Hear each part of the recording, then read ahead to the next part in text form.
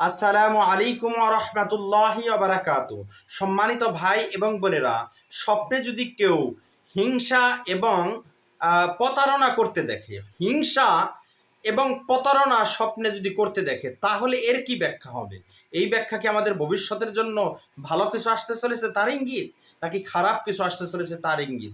আসুন আমরা জেনে নেই স্বপ্নের ব্যাখ্যার ইমামদের মন্তব্য থেকে ইসলাম কি বলে, ইসলামিক ব্যক্তি স্কলারগণ কি বলেন যে স্বপ্নে হিংসা এবং প্রতারণা করতে দেখলে। আসুন আমরা জেনে নিই।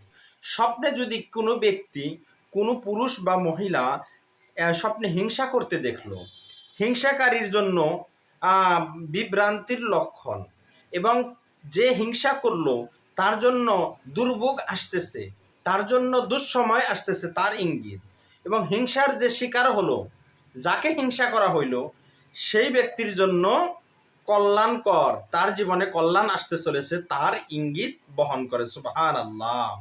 স্বপ্নে এক কথায় বলতে গেলে হিংসাকারী যে হিংসা করলো সে দুর্ভোগের মধ্যে পড়তে যাচ্ছে, বিপদে পড়তে যাচ্ছে তার ইঙ্গিত, আর যাকে হিংসা করলো সে তার জীবনে কল্যাণ আসতে চলেছে তার ইঙ্গিত। যদি কোনো ব্যক্তি স্বপ্নে প্রতারণা করতে দেখলো, যে প্রতারক হবে, যদি স্বপ্ন দশটাও প্রতারক হয়, অন্যজন প্রতারক হয়, যেই প্রতারক হবে, প্রতারককে আল্লাহ তাআলা দমিয়ে দিবেন, তাকে আল্লাহ তাআলা আরো বেশি দমিয়ে দিবেন।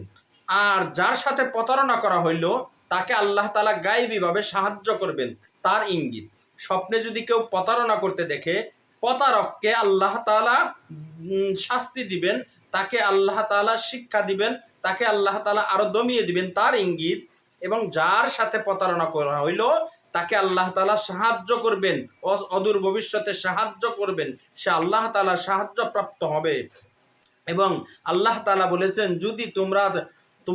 যদি তারা তোমাকে প্রতারিত করতে চায় তবে তোমার জন্য আল্লাহই যথেষ্ট, তোমার জন্য আল্লাহ তাআলাই যথেষ্ট। সূরা আনফাল আয়াত ৬২ নং আয়াত।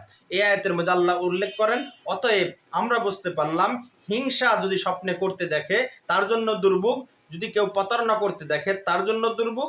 যে হিংসার শিকার হলো সে কল্যাণ পাবে, আর যে প্রতারণার শিকার হলো সে আল্লাহর পক্ষ থেকে গায়েবী মদদ এবং সাহায্য পাবে, আল্লাহ তাআলা তাকে সাহায্য করবেন। অতএব আমরা যদি এরকম স্বপ্ন দেখে থাকি, তাহলে আমরা যদি হিংসা এবং প্রতারণা করতে স্বপ্নে দেখে থাকি, আমরা সবসময় আল্লাহর কাছে 2 রাকাত নামাজ পড়ে আল্লাহর কাছে সাহায্য চাইব।